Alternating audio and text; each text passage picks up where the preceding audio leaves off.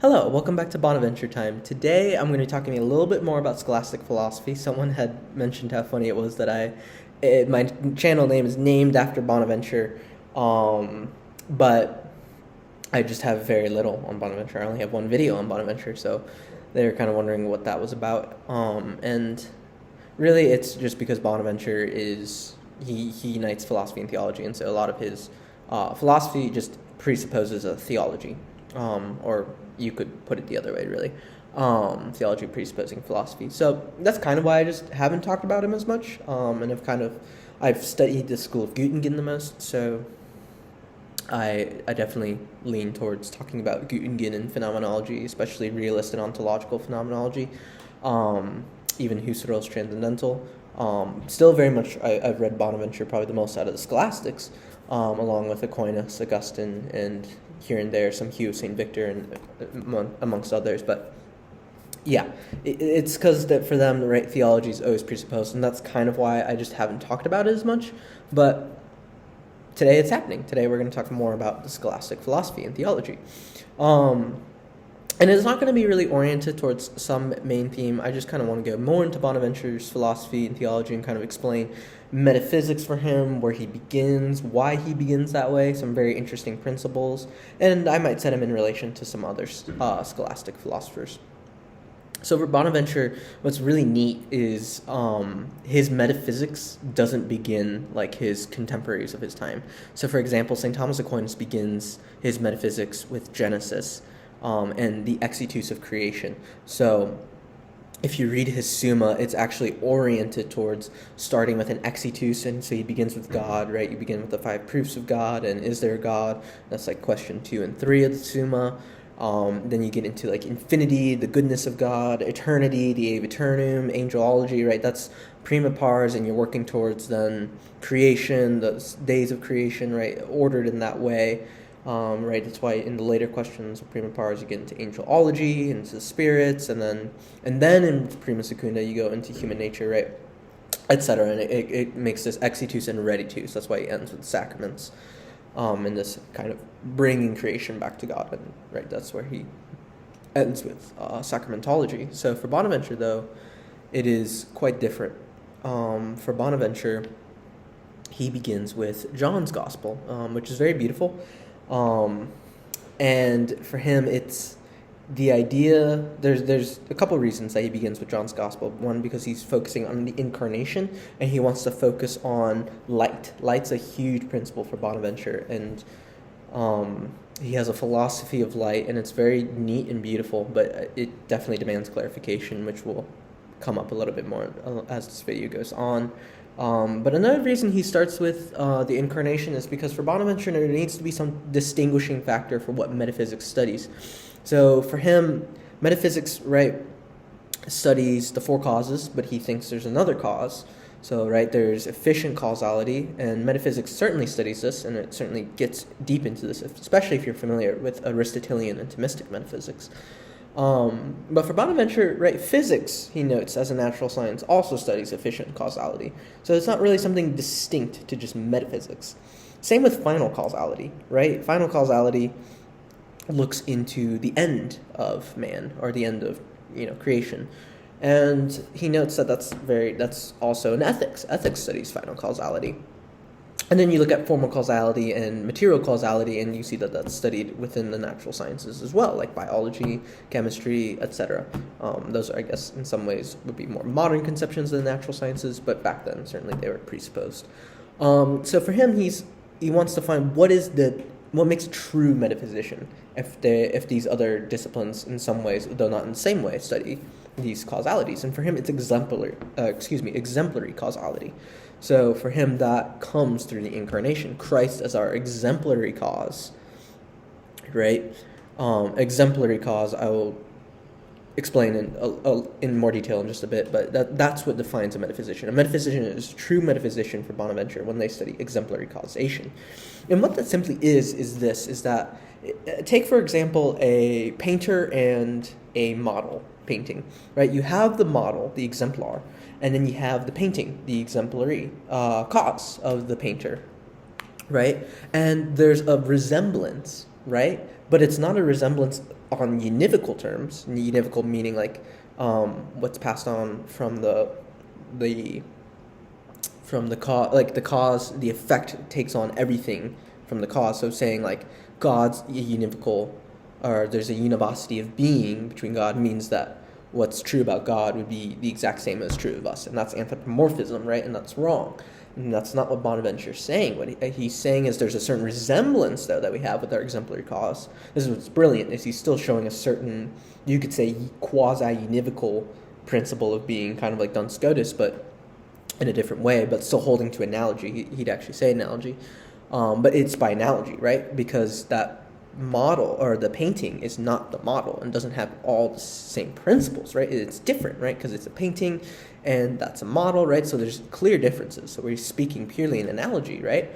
But nonetheless, there's resemblance and there's exemplary. So there's a certain following in conformity to the exemplar cause that fulfills the nature, right?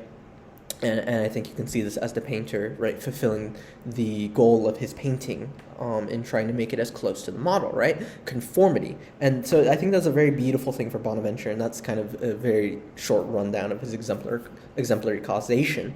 And I think it's very beautiful, especially as Catholics, right? We believe that we are called to be conformed to the image of love, conformed to the very image of Christ, right? And I think there's something very beautiful because you're not falling into the trap of anthropomorphism, which you'd fall with univocity of being. But you're also not just speaking strictly within just a very distant analogy of being and saying, well, there's absolutely no relation between me and God, right?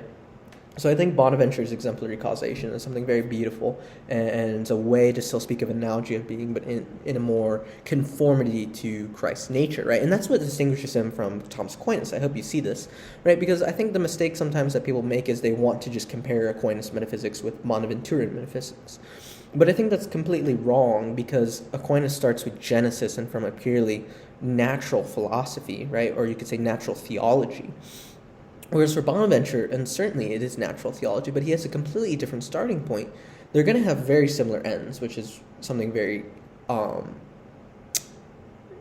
curious that they have such similar ends, but they have completely different starting points, and so they're going to have very different ways of going about things, right? And some things they say are not going to be the same way that they use it for others, right? I think I explained this in my medieval philosophy video, where I talked about how, like, self-evidence, like Bonaventure's proof, his illumination proof, or his cosmological proof for God's existence, where you look at creation and you see God. It's self-evident, but it's really actually just creation making you look back towards into your soul, which is this illumination proof, right, of God impressed on the soul. And you come to know God through that intelligibility upon the soul. And right, there's memoria, and there's all these different principles, and it could go further, certainly, but I talk about that in another video, so I'm not going to go into great detail here, but that's the point, right? And so Aquinas and him actually agree on self-evidence within creation, but for Aquinas it's about demonstration. For Bonaventure it's about conformity to Christ's image, and I think that's an important distinction to make between their philosophies. Is Bonaventure, right, again, and this is where I say it's more theological, because he's focused on conformity to Christ. That's exemplary causation for him. That's metaphysics for him. That's philosophical, but it's actually theological as well. For Aquinas, it's purely philosophical, and he's focusing on showing the individual substance with a rational nature, right? That's Boethius's definition of man. So I think there's something very beautiful, right? And I think we come to notice that we highly value Thomistic metaphysics, right? That is something, Thomas, I always stand in awe of his metaphysics. But I think there's something very beautiful also to Bonaventure's metaphysics, and that's something extremely valuable in showing the conformity and exemplary causation. So that's something that I think is very beautiful in Bonaventure's philosophy and theology. This is exemplary causation. And from that, you kind of come into like how Bonaventure works into his illumination theory and all these things. Because, right, if we have Christ as our exemplar cause, right, Christ in the incarnation comes, and as John's gospel says, he is the light, right, and that overcame the darkness, and the life was the light, and the light for men, right? And so for Bonaventure, right, this is the intelligibility of metaphysics, right, and this is this illumination theory, which is built on, to clarify, illumination. Bonaventure thinks that man's ordinary cognitive powers require divine assistance, but what he means by that is not like Augustine. Strictly speaking, I've heard people say that it's just simply Augustinian illumination, which is not true. Bonaventure actually has a completely different illumination very similar in some ways, but different in the sense that Bonaventure actually starts in his commentary in the sentences with Aristotle's epistemology, which is knowledge through sense experience. So Bonaventure actually holds that. But he says the only way that we know things with absolute certainty is through illumination, through Christ, in the light of intelligibility, of actually knowing things, right? Because light makes things intelligible, right? And this is something very helpful to know, because if you read Bonaventure, you're going to hear things like, oh, he believes in a multiplicity of forms. That's kind of crazy if you think about it Thomistically, and you're like, the form is the soul, or right? And for him, though, it's actually just this doctrine of light. Light just simply is another form of objects and man that makes them intelligible, right? And so there's something actually, I think, actually really beautiful about that, actually, if you understand and you're able to kind of break through the language of Bonaventure, because there's actually something very Aristotelian, but there's something very original in Bonaventure, that where he maintains a lot of the Augustinian tradition, he actually is very original himself.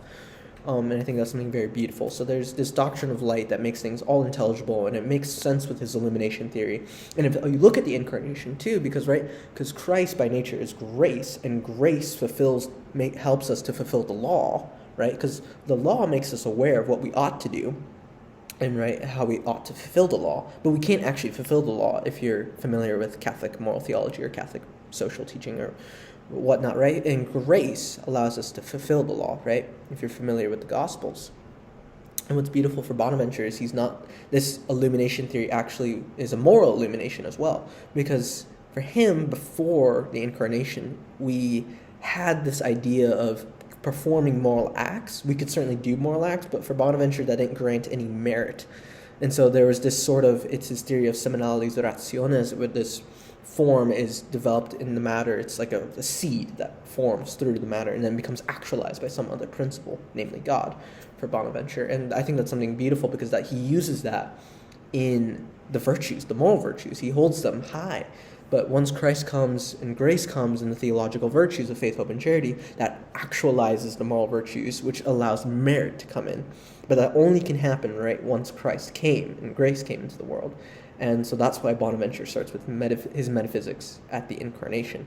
And I hope you can kind of see that these things that kind of seem crazy, like multiplicity of form and rationes seminales, I hope you see that it actually starts to make sense for Bonaventure. Once you look at it, why does he start metaphysics with his doctrine of light and exemplary causation? Because this is, right, the only way that any of this makes sense is through the incarnation and Christ as the light of the world, right? And so I think there's something very beautiful in that, and actually matter becomes perfected because Christ takes on, right, a human nature. And I think there's something very beautiful to that, to Bonaventure's metaphysics, and showing the conformity, right, and a certain resemblance that we have to Christ. Not speaking univocally, though, right, speaking in exemplary terms. So I think there's something very beautiful. So that's kind of, in a nutshell, there's so much that could be talked about more for Bonaventure, but that's kind of in a nutshell these main principles of Bonaventuran philosophy and theology. Is a doctrine of light that makes things intelligible, and when he speaks of the multiplicity of forms, he's referring mainly to light. Illumination, which still is built on Aristotelian principles. You can find that in the commentary in the sentences. But also speaks in moral illumination, namely that we grant merit through grace through the theological virtues, and that speaks to his idea of rationes seminales, which is this seed that comes out and becomes actualized, and you see that in relation to divine illumination and the doctrine of light, and that all is built upon exemplary causation. So that is Bonaventuran metaphysics in a nutshell. There's so much more that could be said, but I hope this is sufficient for the time being. Please like this video, please share it if you find it helpful, and please comment if you have any questions or if you want to know more about Bonaventure's philosophy and theology. God bless.